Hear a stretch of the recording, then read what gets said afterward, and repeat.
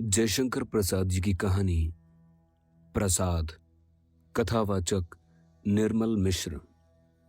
मधुप अभी किसले शैया पर मकरंद मदिरा पान किए सो रहे थे। सुंदरी के मुखमंडल पर प्रस्वेद बिंदु के समान फूलों के ओस अभी सूखने न पाए थे। अरुण की स्वर्ण किरणों ने उन्हें गर्मी न पहुंचाई थी। फूल कुछ खिल चुके थे परंतु थे अर्धविकसित। ऐसे सौरभपूर्ण सुमन सवेरे ही जाकर उपवन से चुन लिए थे। पर्णपुट का उन्हें पवित्र वेष्ठन देकर अंचल में छिपाए हुए सरला देव मंदिर में पहुंची। घंटा अपने दंभ का घोर नाद कर रहा था। चंदन और केसर की चहल पहल हो रही थी। अगुरु धूप गंध से तोरण और प्राचीर परिपूर्ण था। स्थान स्थान पर स्वर्ण श्रृंगार और रजत के नैवेद्य पात्र, बड़ी बड़ी आरतियां, फूल चंगेर सजाए हुए धरे थे। देव प्रतिमा रत्न आभूषणों से लदी हुई थी। सरला ने भीड़ में घुसकर उसका दर्शन किया और देखा कि वहां मल्लिका की माला, पारिजात के हार, मालती की मालिका और भी अनेक प्रकार के सौरभित सुमन देव प्रतिमा के पदतल में विकीर्ण हैं। शतदल लौट रहे हैं और कला की अभिव्यक्तिपूर्ण देव प्रतिमा के ओष्ठाधार में रत्न की ज्योति के साथ बिजली सी मुस्कान रेखा खेल रही थी, जैसे उन फूलों का उपहास कर रही हो। सरला को यही विदित हुआ कि फूलों की यहाँ गिनती नहीं, पूछ नहीं। सरला अपने पाणी पल्लव में पर्णपुट लिए कोने में खड़ी हो गई। भक्तवृंद अपने नैवेद्य उपहार देवता को अर्पण कर रहे थे। रत्नखंड स्वर्ण मुद्राएं देवता के चरणों में गिरती थीं।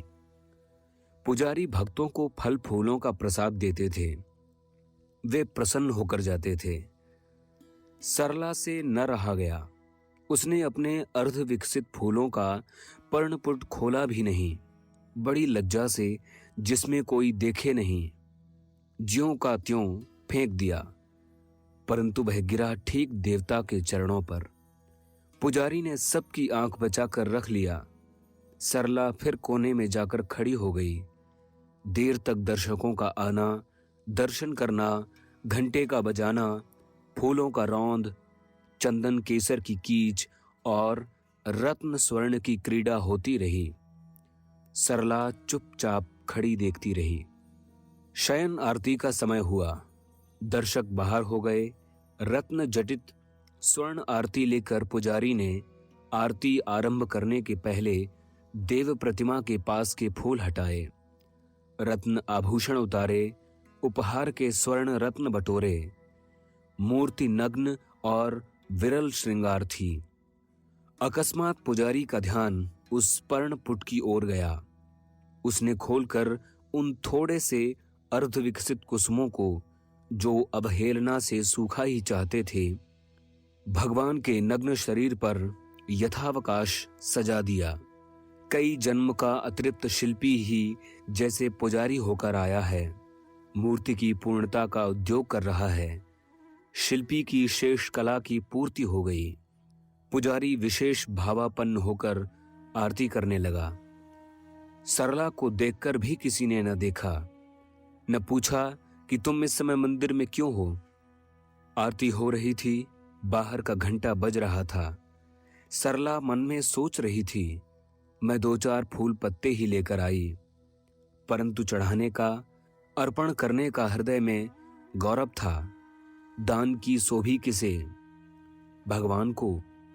मन में उत्साह था, परंतु हाय, प्रसाद की आशा ने, शुभ कामना के बदले की लिप्सा ने मुझे छोटा बनाकर अभी तक रोक रखा।